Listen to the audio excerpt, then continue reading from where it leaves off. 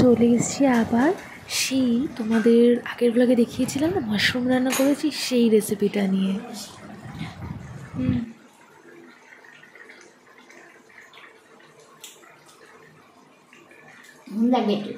আরও নুন লাগবে, দাও। রান্নাটা যদিও সবসময় করি না, কিন্তু যখন করি ভালো করারই চেষ্টা করি। আর মা তো আছেই সাথে। তো মা এনেছিল বাজার থেকে এক বাক্স মাশরুম। এই ওপরে যে ছালগুলো উঠছে দেখতে পাচ্ছ, এগুলো ছাড়িয়ে নেবে, এমনকি নিচ থেকেও। আর বেশি টুকরো টুকরো করবে না, হ্যাঁ দুফালি দুফালি। এই বড়টা না হয় 3 টুকরো করবে, আর এই 3 টুকরো করলে দেখা যাবে না। হ্যাঁ আমি একটুখানি খাবো, ওর জন্য রাখবো। মা আসলে মাশরুমটা খুব একটা রান্না করেনি, আসলে আমরা খুব একটা খাইই না বলতে গেলে। তো মাও তাই জন্য রিস্ক না নিয়ে, যেহেতু আমি খাবো ওই জন্য মা আমার ঘাড়ে সেই দায়িত্বটা দিয়ে দিয়েছিল যে তাহলে তুই রান্নাটা কর। আমি রান্না করব, খারাপ হবে কি ভালো হবে, তার চেয়ে বরং তুই কর। আর ছিল ঘরে একটুখানি চিংড়ি মাছ, তো মা বললো দুটো জিনিস একসাথে তাহলে কিছু একটা কর। তো যাই হোক, অত বড় বাক্সের একটা মাশরুম দেখো সেদ্ধ হয়ে কি ছোট ছোট হয়ে গেছে। তো যাই হোক, মা মোটামুটি সেদ্ধ করে জলটা ফেলে রেখে দিয়েছিল। এদিকে চিংড়ি মাছ ভাজাটাও মা করে রেখে দিয়ে গেছিলো। এদিকে যা যা আদা রসুন পেঁয়াজ আলু সিদ্ধ মা আর কি সমস্ত কিছুই আমার হাতের কাছে গুছিয়ে দিয়ে দিয়েছিল। মা বলেছিল তোকে জাস্ট গ্যাসটা জ্বালিয়ে রান্নাটা করে একটুখানি খুন্তিটা নাড়িয়ে রান্নাটা শেষ করতে হবে, দেখি তুই পারিস কি না। আর আজকে আমি খেয়ে বলবো যে ভালো হয়েছে না খারাপ হয়েছে। যদিও মা প্রত্যেকদিন রান্না করে খাওয়ায়, আমি কোনোদিনই বলি না মাকে যে মা এটা খারাপ হয়েছে ভালো হয়েছে, কারণ মা আমার দুর্দান্ত রান্না করে। তো আর আমি সবসময় একটুখানি কম তেলে রান্না করতে ভালোবাসি, কারণ আমি একটু কম তেলের জিনিসপত্রই খাই। আর আমি কিন্তু যখনই এই টুকটাক মানে রান্না করেছি 6 মাসে 9 মাসে একবার, অল্প তেলেই রান্না করি। অল্প তেলের রান্নাটা কেন জানি না আমার হাতে খুব ভালোই হয়। তো যাই হোক, তেলটা তো দিয়েছিলাম, গ্যাসটা মিনিমাম আঁচে রেখেছিলাম, কারণ খুব বেশি আঁচ হয়ে গেল তো সব কিছু দিলে একদম পুরো পড়ে যাবে। যাই হোক, একটুখানি পেঁয়াজ কুচি দিয়ে দেখে নিয়েছিলাম তেলটা গরম হবে কিনা, তারপরে তেজপাতাটা দিয়ে দিয়েছিলাম। তারপরে মা এদিকে টমেটো কুচি আর পেঁয়াজ কুচি করে রেখে দিয়েছিল, তো সেটা এখন দিয়ে দিলাম। তেলটা কিন্তু গরমই হয়েছে, কারণ মা আমাকে এটাই শিখিয়েছে তেল গরম হওয়ার পরই সব কিছু দিবি, নাহলে মশলা টশলাগুলো সমস্ত কিছু কাঁচা কাঁচা হয়ে যায়, কাঁচা কাঁচা গন্ধ বেরোয়। তো যাই হোক, মোটামুটি এগুলো দিয়ে দিয়েছি। এইগুলো একদম পুরো ব্রাউনিশ করে ভাজবো। আর এটাই চিন্তাভাবনা আছে যে যেহেতু একদম বেটে টেটে দিচ্ছি না, এইগুলো কি এতটাই কষাবো যাতে একদম পুরো বাটা মশলার মতন হয়ে যায়। আমার রান্না করার মধ্যে সব থেকে কোন পার্টটা ভালো লাগে জানো? এই খুন্তি দিয়ে নাড়ানোর পার্টটা। ছোটোবেলায় এত রান্নাবাটি খেলেছি, সবসময় এই খুন্তি দিয়ে নাড়ানোটা এত ভালো লাগতো। যাই হোক, তারপরে মোটামুটি একটুখানি ব্রাউনিশ হয়ে গেছিলো ভাজাগুলো, তাই জন্য একটুখানি লবণ হলুদ গুঁড়ো আর সমস্ত যে মশলা আছে সেই সমস্ত মশলাগুলো মা হাতের কাছে দিয়েই গেছিলো, সেগুলো এবার অ্যাড করব। এই যে হচ্ছে ধনে গুঁড়ো, যদি হাত থেকে একটু ধনে গুঁড়ো বেশি পড়ে গেছিলো, কিন্তু স্বাদের কিন্তু হেরফের কিছু হয়নি, স্বাদটা ভালোই হয়েছিল। আর এই যে জিরে গুঁড়ো, মানে গুঁড়ো মশলা আর কি আমাদের প্রায়ই খাওয়া হয়, অনেকে বাজারে খোলা মশলা খায়, কিন্তু আমরা এই সানরাইজের মশলাটাই খাই।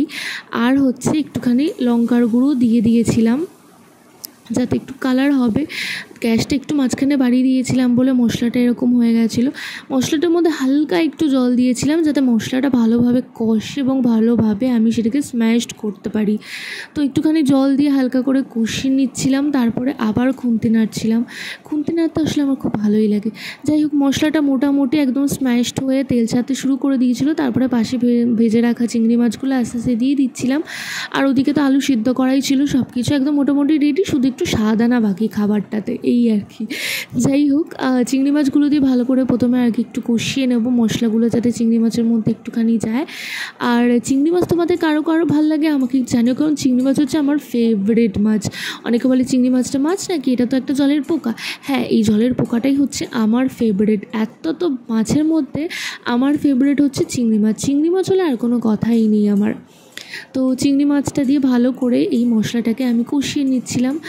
আর মোটামুটি দেখতে কিন্তু টেস্টি লাগছিল। জানি না ফাইনাল রেজাল্ট তো আমার মাই ঘোষণা করবে, তাই না? তো যাই হোক, খুন্তিটা সে নেড়িয়ে যাচ্ছিলাম, দেখো কালারটা কিন্তু সেই এসেছিলো, তাই না? তারপরে আমি দিয়ে দিয়েছিলাম আলুগুলো যদিও অনেকটাই সেদ্ধ, তাই বেশি নাড়ানাড়ি করবো না আমি এখানে, কারণ তাহলে আলুগুলো পুরো একদম পুরো এর সঙ্গে মিশে আলু ভর্তা টাইপ হয়ে যাবে। তো যাই হোক, বেশিক্ষণ নাড়বো না, দেখতে কিন্তু বেশ সুন্দর হয়েছিল তরকারিটা।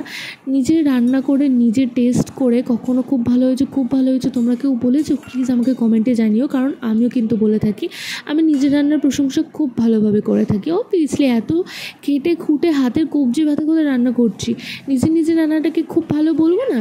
যাই হোক, এটা মোটামুটি একটুখানি হয়ে গেছিলো, আর পুরো রান্নাটাই কিন্তু আমি লো আঁচে করেছিলাম। আর যে মাশরুমগুলো ছিল, যে এক বাক্স মাশরুমটা এইটুকুনি হয়ে গেছিলো, সেই রকমের মাশরুমগুলোকে আমি অ্যাড করে দিলাম। এবার একটু ভালোভাবে সমস্ত কিছুর সাথে নেড়ে নেব, যাতে মশলাটা সমস্ত কিছুর মধ্যে ভালোভাবে ঢোকে, যাতে মাশরুমের মধ্যেও ঢোকে। মাশরুমটা আই থিঙ্ক আমি রান্না করছি প্রথমবার, আর আমাদের বাড়িতে খাওয়া হয়েছে হাতে গুনে এই 3বার মতন। হ্যাঁ, 3বার মতনই হাতে গুনে খাওয়া হয়েছে। যাই হোক, এইবারটা আমি রান্না করছি, আশা করি ভালোই হবে। মাশরুমটা খেতে বেশ নরম ভালো লাগে। অনেকে বলে ধুর এই ঘাসফুস কী খায়, কিন্তু হ্যাঁ, যারা নন বেঙ্গলি, যারা একদম পুরো পিওর ভেজিটেরিয়ান, তাদের কাছে কিন্তু এই মাশরুমটা হচ্ছে আমাদের কাছে এরকম চিকেন মাটন, সেরকম হচ্ছে মাশরুম। তো আবার সেই খুন্তি নেড়েই যাচ্ছি ভালো করে। তো মা বলছে যে এই যেটুকু তেল আছে সেইটুকু তেল অ্যাড করে দিই, তেলটুকু নষ্ট করবো কেন। হ্যাঁ, এটা ঠিক, আমি নষ্ট করতে আমার ভীষণ গায়ে লাগে, সত্যি কথা বলছি। কারণ কোনো জিনিস নষ্ট হোক, বিশেষ করে খাবার জিনিস, কোনো জিনিস নষ্ট করতে আমার প্রচণ্ড কষ্ট হয়। কারণ কেউ আছে যে এইটুকু খাবারের জন্য হয়তো অনেক দিন ধরে অপেক্ষা করে আছে, তো সেই সমস্ত কিছু ভেবেই না খাবার জিনিস নষ্ট করতে একদমই মন চায় না আমার। তো মোটামুটি দেখতেই পাচ্ছি মশলাটা কষে গেছে। এবার একটু আমার মানে ঝোল কোনো কিছু না হলেই ভালো লাগে না। অবভিয়াসলি বাঙালি মানুষ, ঝোল না হলে হয়, তাই একটুখানি জল দিয়েছিলাম, জল দিয়ে ঢাকা দিয়ে দিয়েছিলাম। এই যে অ্যাড করছি এখন জল। প্রথমে একটু ঢাকা দিয়ে দিয়েছিলাম যাতে একটুখানি গন্ধ হয়, এত সুন্দর করে রান্না করছি, একটু সুন্দর গন্ধ না হলে হয়। প্রথমে একটুখানি অল্প জল দিয়েই আমি একটুখানি নাড়িয়ে চাপা দিয়ে দেবো, যাতে ভালো করে মশলাটা কষে যায়, ঠিক আছে। তারপরে আবার ঝোলের জন্য আবার আমি জল দেবো। এখানে আর আলাদা করে গরম জল করে অ্যাড করিনি, জাস্ট একটা নর্মাল রান্না তো ভাবলাম যে তোমাদের সাথে একটু শেয়ার করে আমি কীভাবে রান্না করেছিলাম।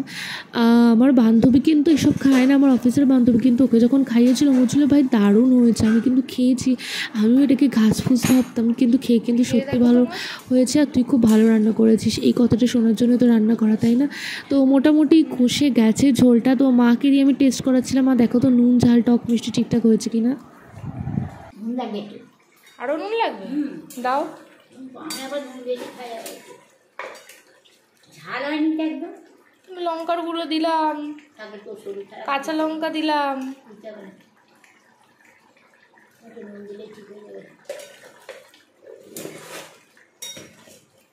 আর জল দেবো না একদম না, একটু ঝাল হয়নি তো দাও লঙ্কার গুঁড়ো। অল্প দিই। খেয়েছি মিষ্টি, ব্যাস আর দিও না। তোর বেলা হবে আসতে, হ্যাঁ তোর বেলা হবে আসতে, ও 12:30টায় বেরোবে। শাড়ি দিয়ে শুনতেই তো পেলে, মাকে টেস্ট করানোর পর মা বললো নুনটা কম হয়েছে, একটু নুনটা দেওয়া, ঝালটাও কম হয়েছে, কিন্তু কাঁচা লঙ্কা দেওয়া হয়েছে, লঙ্কার গুঁড়ো দেওয়া হয়েছে। তো দেখতেই পেলে মা আবার লঙ্কার গুঁড়ো অ্যাড করেছে। যাই হোক, মা তো আমার থেকে অবভিয়াসলি ভালো রান্না করে, আর মা তো স্বাদ বুঝবে, এই জন্য মায়ের কথা মতো সমস্ত কিছু অ্যাড করলাম। তো ঝোলটা মোটামুটি ফুটছে, আবার একটু কিছুক্ষণ আমি ঢাকা দিয়ে রাখবো, ঢাকা দিয়ে মোটামুটি তরকারিটা রেডি হয়ে যাবে।